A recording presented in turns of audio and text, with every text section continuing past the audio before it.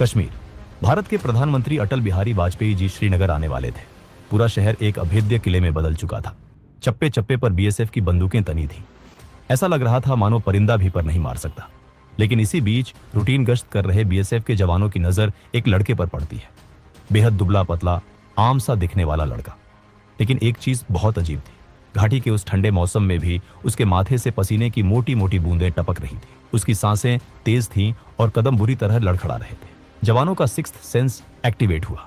जवानों ने उसे रोका और उसकी तलाशी ली गई। जैसे ही उस लड़के की शर्ट के बटन खोले गए, वहां खड़े हर जवान की सांसें अटक गईं। उस पतले से जिस्म पर सीने से लेकर पेट तक भारी मात्रा में RDX और उलझे हुए सर्किट के तार बंधे हुए थे। वो कोई आम लड़का नहीं, बल्कि मौत का एक चलता फिरता ट्रिगर था। पाकिस्तान के फैसलाबाद से भेजा गया अंसार नाम का एक सुसाइड बॉम्बर, जिसका टारगेट कोई और नहीं, खुद भारत के प्रधानमंत्री थे। और इस मौत के खेल को पर्दे के पीछे से कंट्रोल कर रहा था कश्मीर का सबसे बड़ा खौफ, गाजी बाबा। इस वीडियो में हम आपको उस सीक्रेट ऑपरेशन की पूरी कहानी बताएंगे कि कैसे बीएसएफ के जाबाज ऑफिसर्स ने पार्लियामेंट अटैक के मास्टरमाइंड और कश्मीर के ओसामा गाजी बाबा को उसी के सीक्रेट कमरे में घुसकर मौत के घाट उतारा।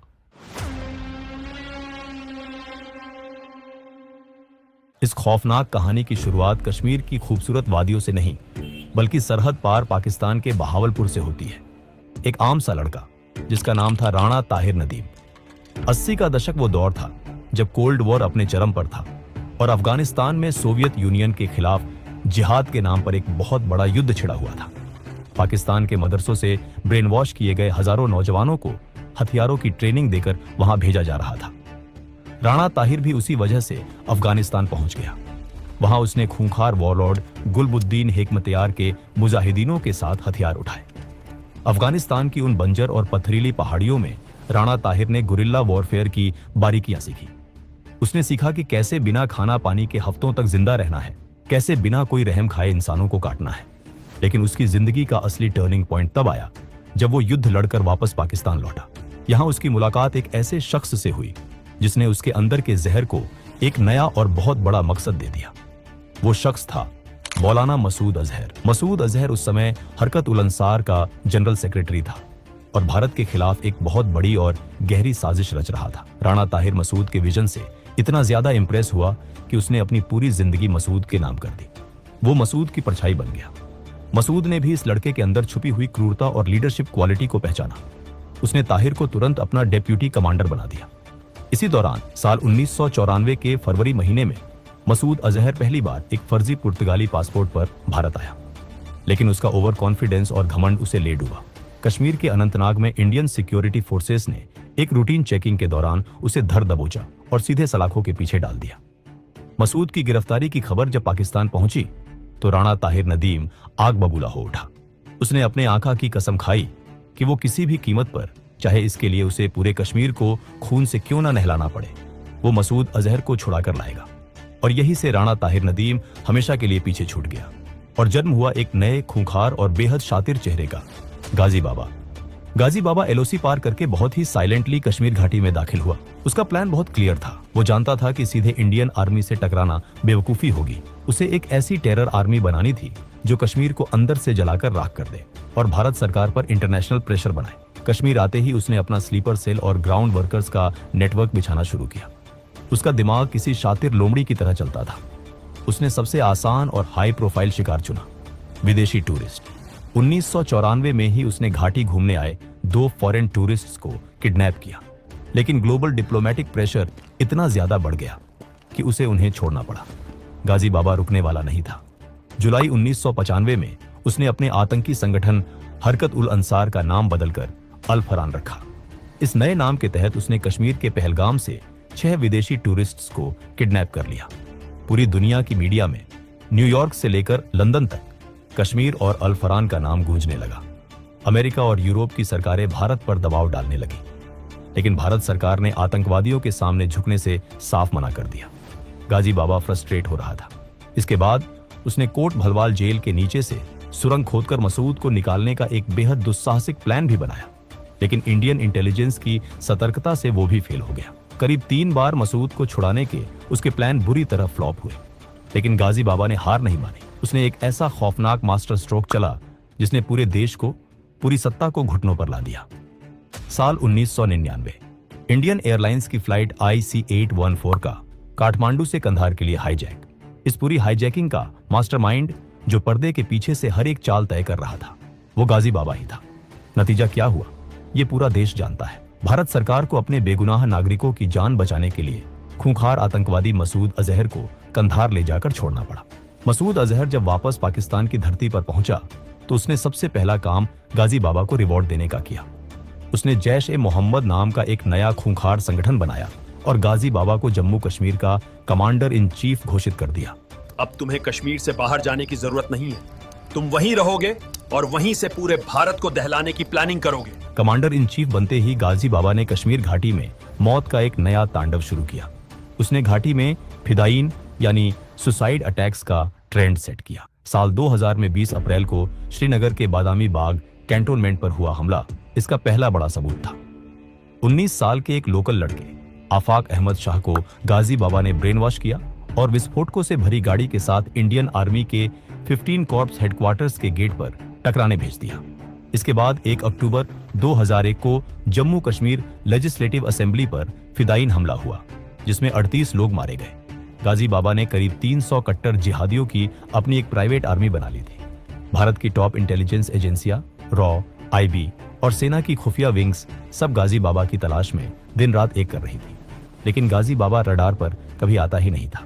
उसका ऑपरेशनल सिक्योरिटी सिस्टम इतना अभेद्य था कि बड़े बड़े इंटेलिजेंस ऑफिसर्स हैरान थे। गाजी बाबा दिन रात कश्मीर के लोगों की आजादी का ढोंग रचता था, लेकिन उसे खुद कश्मीरियों पर रत्ती भर भी भरोसा नहीं था। उसे हमेशा डर रहता था कि कोई कश्मीरी पैसों के लिए मुखबिरी कर देगा। इसलिए उसके जो 4 पर्सनल आर्मर्ड बॉडीगार्ड्स थे, उनमें से एक भी कश्मीरी नहीं था। वो सिर्फ पाकिस्तानी और अफगानी आतंकियों पर ही भरोसा करता था। असैसिनेशन, बॉम्बिंग्स या बड़े हमलों के ऑर्डर्स वो सिर्फ 1-on-1 मीटिंग में देता था। यानी अगर उसका कोई छोटा मोहरा पकड़ा भी जाए तो उसके पास एजेंसियों को बताने के लिए कोई सॉलिड जानकारी होती ही नहीं थी।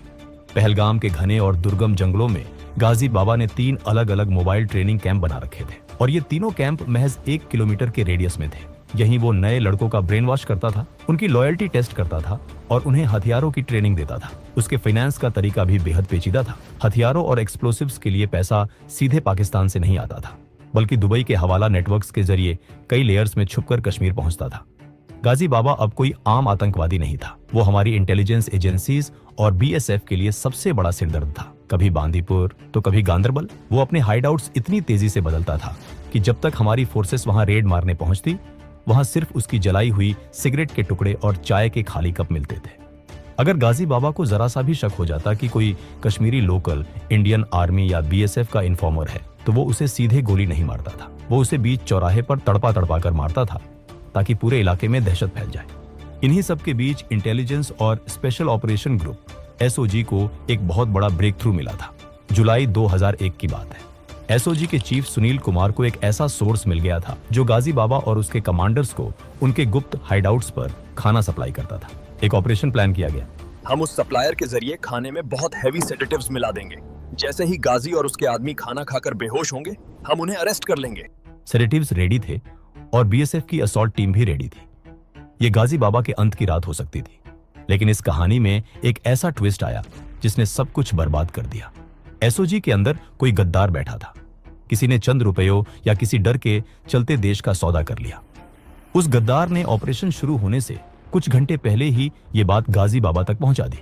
जब हमारी टीम उस लोकेशन पर रेकी करने पहुंची तो वहां गाजी बाबा नहीं था। एक गद्दार की वजह से एक बहुत बड़ा ऑपरेशन फेल हो गया और इस फेलियर की कीमत भारत को बहुत भारी चुकानी पड़ने वाली थी। इस फेल हुए ऑपरेशन के ठीक 5 महीने बाद गाजी बाबा ने वो किया जिसने पूरे भारत की नींव हिला दी। 13 दिसंबर 2001 देश की राजधानी दिल्ली में भारत के पार्लियामेंट पर अटैक। गाजी बाबा ने पहलगाम के घने जंगलों में खुद अफजल गुरु की मुलाकात अपने टॉप कमांडर्स से करवाई थी। गाजी बाबा 12 हथियारों से लैस बॉडीगार्ड्स के घेरे में एक बॉस की तरह बैठा था। पार्लियामेंट पर हमला करने वाले आतंकियों में से राणा और हमजा को गाजी बाबा ने खुद ब्रेन वॉश करके तैयार किया था। पार्लियामेंट अटैक के बाद दुनिया का पूरा जियोपॉलिटिकल डायनामिक्स बदल गया। भारत और पाकिस्तान युद्ध की कगार पर खड़े थे। जांच एजेंसियों ने जब सारे तार जोड़े तो एक ही नाम सामने आया, गाजी बाबा। भारत सरकार के एक टॉप मिनिस्टर ने प्रेस कॉन्फ्रेंस में साफ कह दिया था कि कि ये आदमी कश्मीर का ओसामा है। पार्लियामेंट अटैक के बाद गाजी बाबा भारत की हर एजेंसी की हिट लिस्ट में टॉप पर था।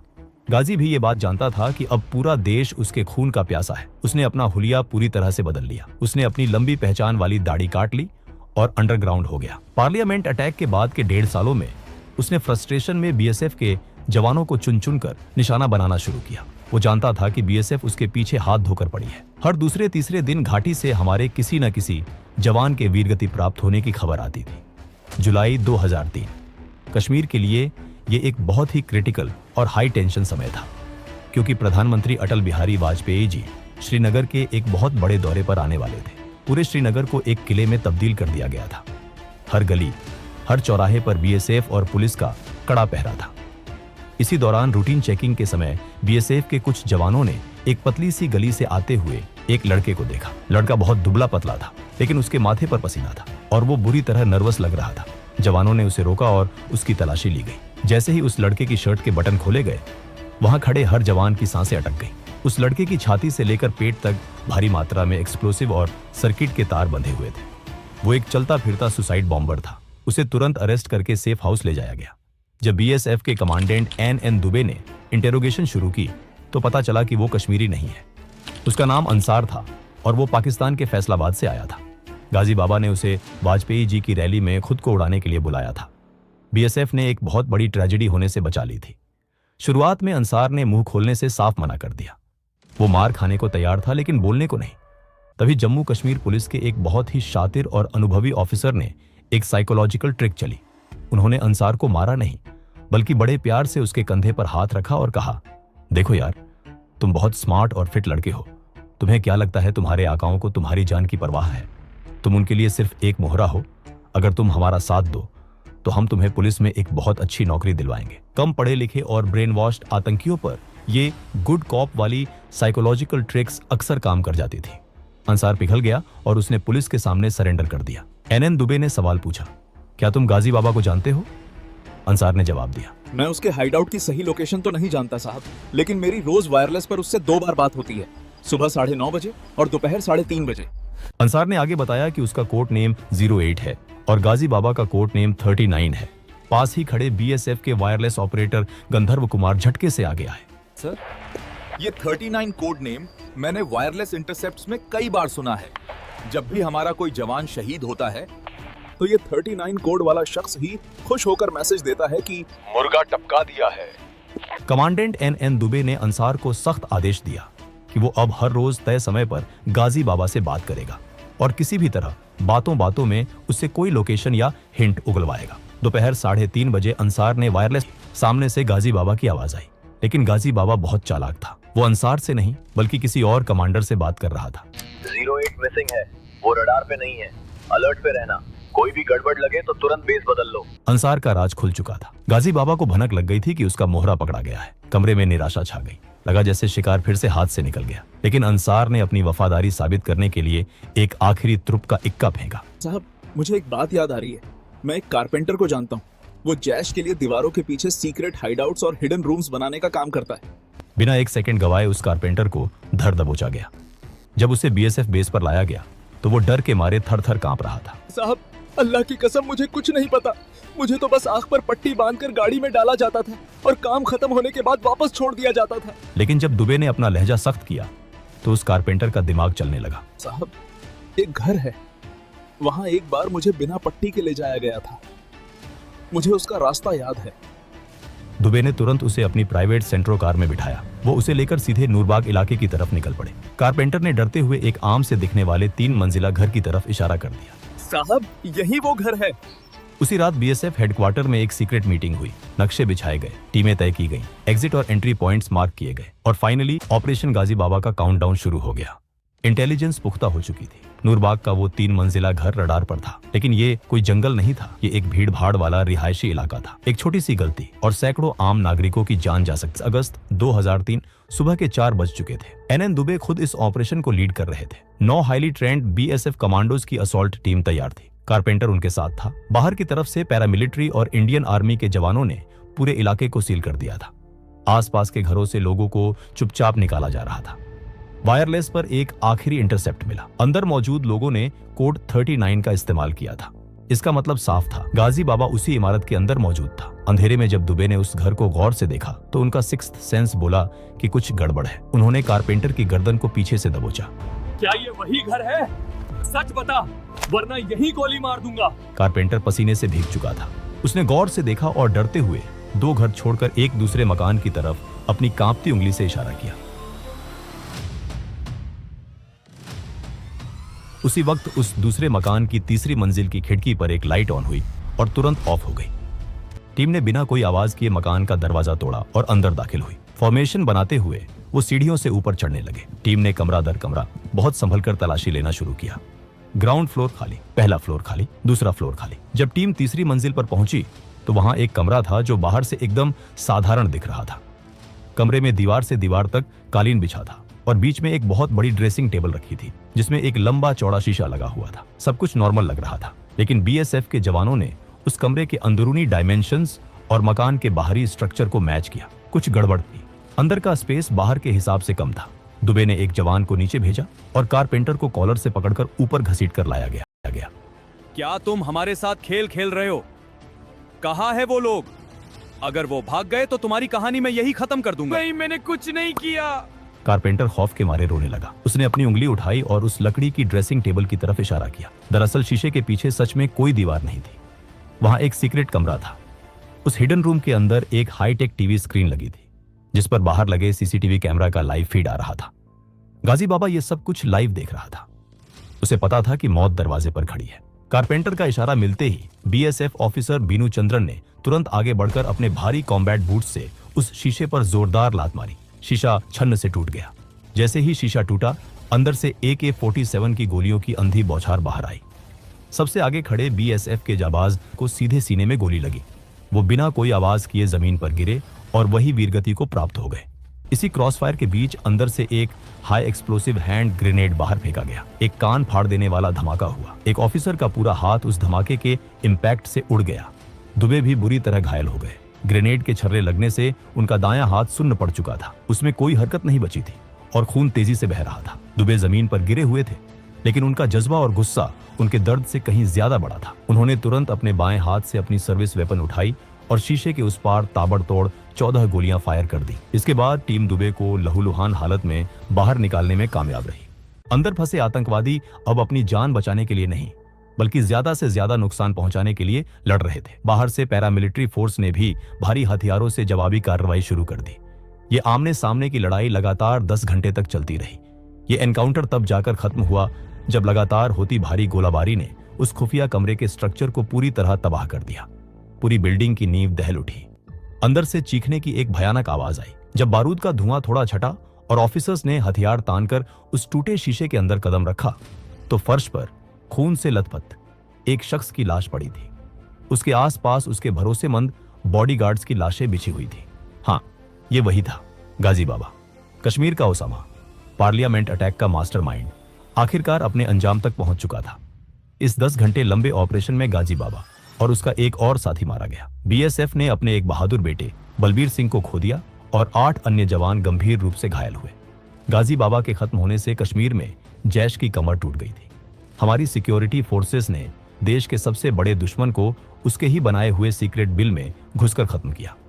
इस अदम्य वीरता, सूझबूझ और देश प्रेम के लिए कमांडेंट NN दुबे को भारत सरकार द्वारा कीर्ति चक्र से सम्मानित किया गया। और इस तरह नूरबाग की उस संकरी गली में हुआ बीएसएफ का ये एक्शन कश्मीर के इतिहास का सबसे महान और कामयाब ऑपरेशन बनकर हमेशा के लिए अमर हो गया।